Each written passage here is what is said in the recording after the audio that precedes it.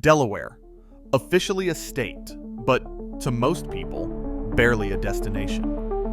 Why does almost nobody live here? The second smallest state, wedged between giants. But when it comes to getting in or out, you're trapped. No real airport, endless roadwork messes, and gridlocked Route 1 every single summer. Forget hopping on a flight. You're better off hitchhiking to Philadelphia. The so-called corporate capital offers Fortune 500 addresses, but precious few actual jobs, sky-high housing costs, and summer humidity that could drown your hope. If this is paradise, why does it feel like a practical joke? The reasons nobody lives in Delaware start with the highways and unravel into something much bigger. Getting in or out of Delaware is a bit like trying to leave a casino at 3 a.m. Technically possible, but the house really stacks the odds. Start with the airport. Wilmington Airport, Delaware's so-called window to the world, spent nearly 7 years without a single major airline landing or taking off. From 2015 to 2022, the only thing on the departures board was your hope. Even now, scheduled flights are mostly to Florida, and only if you time it right. For everyone else, flying means a drive to Philadelphia or Baltimore, plus airport parking fees that cost more than some Delaware rents. If you thought driving would be easier, welcome to the Route 1 experience. This is Delaware's main artery, but calling it a highway is generous. Every summer, Route 1 becomes a 60-mile parking lot stretching from Christiana to the beaches. On holiday weekends, backup times can hit 3 hours just to reach Rehoboth. Locals have a saying, if you're not stuck behind a minivan with Jersey plates, you're not really in Delaware. And it's not just the big roads. Even minor routes like Elkton Road are infamous. Picture an endless obstacle course of orange cones, backhoes, and construction workers who seem to be on a permanent lunch break. Residents joke that the only thing moving on Elkton Road is the timeline for when it'll finally be finished. The state's size doesn't help. With just under 2,000 square miles, you'd think Delaware could keep its roads clear and airports running. Instead, the infrastructure feels like it was designed by someone who thought escape should be discouraged. There's no Amtrak stops south of Wilmington, and forget about a real regional rail system. Want to take a bus to the beach? Only if you're a fan of 3-hour rides with 5 transfers and a seat next to someone's sandy cooler. All this adds up to a state that's physically close to everywhere, but logistically stuck in place. For a place that bills itself as a gateway, Delaware is oddly committed to making sure you never actually leave or arrive on time. If you're wondering why the state feels disconnected, just try getting to a job interview, a doctor's appointment, or even a decent airport in under an hour. Suddenly, the corporate addresses make sense. They're here on paper, but the people? They're probably still stuck in traffic. Orange cones are as much a part of Delaware's scenery as the state bird. Take Elkton Road, for example, a stretch so famous for construction delays, locals give directions based on which side of the backhoe you're stuck behind. The official project timeline?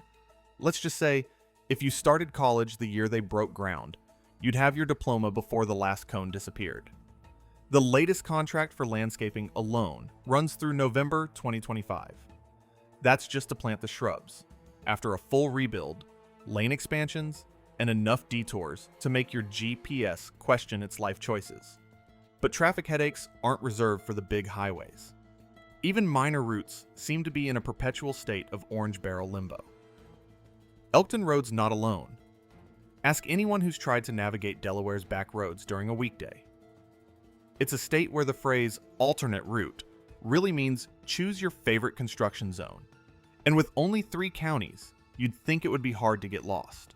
Not in Delaware. One wrong turn and you're rerouted through a maze of cones, flaggers, and machinery that all seem to be on break at the same time. Public transit doesn't offer much relief. DART First State, Delaware's bus system, sounds promising until you realize the reality. 45 routes, but most of them snake through Newcastle County. And even there, catching a bus can feel like winning the lottery. In Kent and Sussex, service thins out quickly.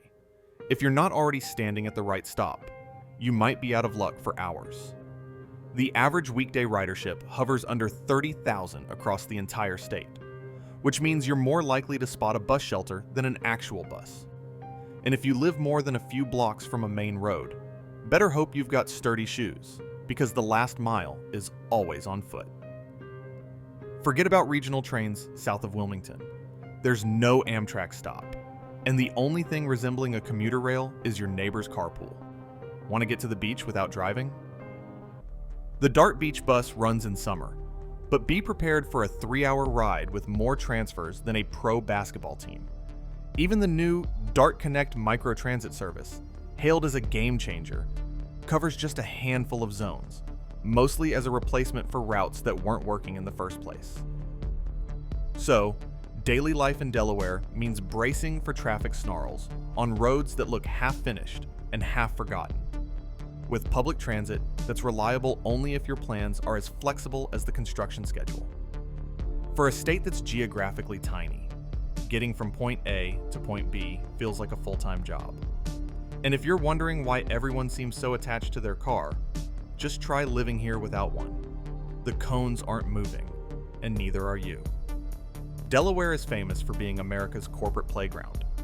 If you're a Fortune 500 company looking for a mailbox and a tax break, this is the place. But if you're a regular person who needs a paycheck, the story gets a lot less glamorous. More than 2/3 of all Fortune 500 companies are incorporated here, and the state boasts 2.2 million registered businesses, twice the number of actual people. Yet when it comes to real jobs, especially outside the northern tip, Delaware's economy is a masterclass in smoke and mirrors. Take Kent County, the geographic heart of the state. The median household income here is about $72,900, 12% lower than the state average. The average weekly wage in Kent clocks in at $1,118, a full $387 less than what workers pull in up in Newcastle County. That's a $20,000 annual difference for doing the same 40 hours a week. Unemployment in Kent is stuck at 4.9%, higher than anywhere else in Delaware, and well above Sussex County's 4%. For perspective, Newcastle, home to Wilmington and all those legal addresses, has an unemployment rate of 4.6% and an average weekly wage of $1,505. It's like two different economies separated by a 40-minute drive and 1,000 corporate logos. The jobs that do exist in Kent County tend to be government, healthcare, or education. Solid, but hardly the high-flying finance gigs you'd expect from the so-called corporate capital. The top employers? Dover Air Force Base, Bay Health, and the state of Delaware. Not exactly the kind of places that benefit from billion-dollar mergers or IPO bonanzas. Meanwhile, Sussex County leans on tourism and agriculture, with average weekly wages even lower than Kent's, at $1,075. If you want to work for a big bank or a tech giant, you'll need to head north or hope your resume looks good on paper, because that's about all that matters here. And the punchline? All those companies flooding the state registry don't actually set up shop in Delaware. Next City crunched the numbers. 1 million companies using Delaware addresses have created just 51,335 jobs in Wilmington, and only 7,568 of those are held by city residents. The rest? Paper profits, legal fees, and a lot of empty office space. It's the ultimate now hiring sign, just not for you. For folks in Kent County, the so-called Delaware Advantage means watching the state rake in $2.2 billion a year from franchise fees while the local job market plods along. The result? A lot of people stuck in low-growth, low-wage jobs, peering north at the skyline of Wilmington and wondering when some of that corporate magic will trickle down. If you're looking for a place where the business of business actually means jobs for locals, you might want to keep driving. In Delaware, the only thing more elusive than a high-paying job in Kent County is finding a Fortune 500 CEO who's ever set foot there. Sticker shock in Delaware isn't just for the tourists. Try house hunting here on a regular paycheck. The myth of affordable living falls apart the minute you start searching for a place to rent. For every 100 low-income Delaware households, there are only 41 affordable rentals available. That's less than half the supply you'd need, and it's not like the rest are hiding behind the dunes, waiting for you to stumble onto a bargain. The rental market is so tight that folks are applying for apartments in the same way people used to line up for concert tickets, except the waitlist is longer, and the headliner is a 2-bedroom with water stains and a window AC unit. Buying isn't much friendlier. Home prices statewide have jumped 56% in just 4 years, a leap that makes Delaware one of the fastest appreciating markets on the East Coast. In Middletown, the median sales price for a single-family home has soared past $580,000. Even in less flashy towns, bidding wars break out over houses that need more than a little TLC. The state's housing shortage means that if you're not paying above asking, you're probably not moving in. And if you're hoping for new construction, be ready to fork over the full 4% transfer tax. Developers here love to pass that cost straight to buyers. That's thousands tacked onto your closing bill, just for the privilege of moving in. For renters, the numbers get more grim. Average rent has climbed by $447 since 2019, outpacing wage growth and leaving many families with nowhere to turn. Minimum wage workers would need to log almost 80 hours a week just to afford a basic 2-bedroom apartment at fair market rent. The math simply doesn't work. And while Delaware's overall poverty rate is a shade below the national average, that's cold comfort for anyone whose paycheck vanishes between rent, groceries, and gas. Nearly 1 in 9 residents still lives below the poverty line, a statistic that doesn't show up in glossy real estate ads. Developers keep building, but most new homes are aimed at retirees or out-of-state buyers with deep pockets. Affordable housing proposals often run into zoning battles or neighborhood resistance, stalling projects before the first shovel hits the dirt. Meanwhile, longtime residents watch as their communities change, local identity fades, and the promise of a stable, affordable home slips further out of reach.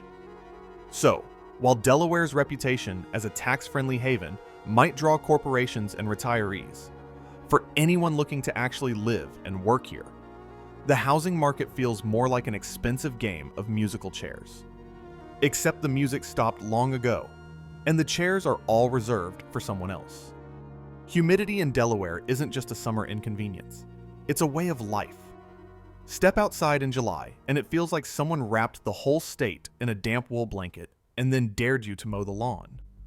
Dew points hover in the 70s for weeks on end, which meteorologists politely call oppressive. For the rest of us, it's the reason every Delaware resident owns at least 2 dehumidifiers and a standing fan that runs non-stop from May to September. On a typical summer day, the air is so thick you could spread it on toast. And it's not just a matter of comfort. The muggy nights refuse to cool down, so even after the sun sets, you're left tossing and turning, wondering if you'll ever stop sweating. In 2025, the region east of the Rockies clocked in with an average June and July humidity of 66 degrees, higher than any year since records began in 1950. Delaware was right in the sticky center of it all, but humidity is just the opening act. Delaware's real party trick is its vanishing coastline. Over the past century, sea level at Lewis has crept up more than a foot, about an inch every 7 years. That's not a typo. 1 inch, 7 years, every time. It sounds slow until you realize Delaware's mean elevation is only 60 feet above sea level. Most backyards are closer to the ocean than a 2-story roof. At Reedy Point, the water's rising even faster, over 1.4 inches every 7 years. The math gets ugly fast. By 2100, up to 11% of Delaware could be underwater, and not in a fun, beachfront property kind of way. More like Hope you like kayaking to the grocery store. Flooding isn't just a coastal concern. Heavy rainfall and high tides regularly turn roads into rivers and neighborhoods into islands. Prime Hook Beach and Broadkill Beach residents know the drill. Keep an eye on the tide chart, keep boots by the door, and hope the only road out isn't underwater. In 2021, the Brandywine Creek in Wilmington smashed its flood record by nearly 3 feet, forcing over 200 rescues and leaving dozens of families without homes. Some residents spent months in limbo, waiting for repairs or searching for rentals in a market that was already picked clean. Delaware's wetlands used to offer natural protection, but as the sea creeps higher, these marshes are drowning faster than they can migrate inland. With roads, houses, and shopping centers blocking their escape, the wetlands are left to slowly disappear beneath the tide. That means less buffer for future storms and more saltwater sneaking into freshwater systems. Bad news for anyone who likes their tap water unsalted and their basements dry. So if you're thinking about moving to Delaware, better consider a houseboat, or at least invest in some serious flood insurance. In a state where the ground is sinking and the ocean is rising, the question isn't if the water will reach you, it's when. And with the humidity, you'll be sweating long before it does. Delaware's #1 export isn't chickens or chemicals, it's paperwork. More than 2/3 of Fortune 500 companies are incorporated here, and the state hauls in about $2 billion a year just from franchise and license fees. That's not a typo. Those fees make up roughly 1/3 of the entire state budget. So while the beaches might be shrinking, the real estate boom is happening inside filing cabinets and on corporate letterhead. But here's where the plot thickens. None of these companies are actually here. They're not opening up headquarters in Dover or building out tech campuses in Kent County. They're renting a mailbox in Wilmington, paying their annual fee, and moving on. For every million corporations registered, you get a grand total of 51,335 jobs in Wilmington. Just 7,568 of those actually held by city residents. The rest, paper profits, legal fees, and a whole lot of empty office space. It's the ultimate Delaware magic trick, jobs that exist only in the fine print. This house of cards got a jolt in 2024 when Elon Musk's $56 billion Tesla pay package got tossed out by a Delaware court. Musk did what any self-respecting billionaire would do. He called the state's judges unreliable and told every company to take their business elsewhere. Not just talk either. Tesla and SpaceX reincorporated in Texas. Dropbox and TripAdvisor picked up for Nevada. Bill Ackman, hedge fund king, promised to move Pershing Square. Even Meta started eyeing the exits. That's like being the world's favorite nightclub, then watching the headliners and VIPs leave for the bar across the street. Suddenly, Delaware's leaders started sweating. With 1/3 of the state budget on the line, lawmakers scrambled to rewrite the rules. In March, Governor Matt Meyer signed a bill narrowing who counts as a controlling stockholder and making it harder for shareholders to challenge big payouts or mergers. The law was rushed through so quickly, critics say it was basically ghost-written by corporate defense lawyers. But the clock is ticking. If more companies bail, those billions in franchise fees vanish, and the state's budget springs a leak you can't patch with more paperwork. It's a classic case of putting all your eggs in the corporate basket. For years, Delaware's been so focused on keeping the paperwork flowing that it forgot to ask what happens when the paper titans walk out. The state's priorities are out of sync with what real residents need: stable jobs, affordable homes, and infrastructure that doesn't involve dodging orange cones for eternity.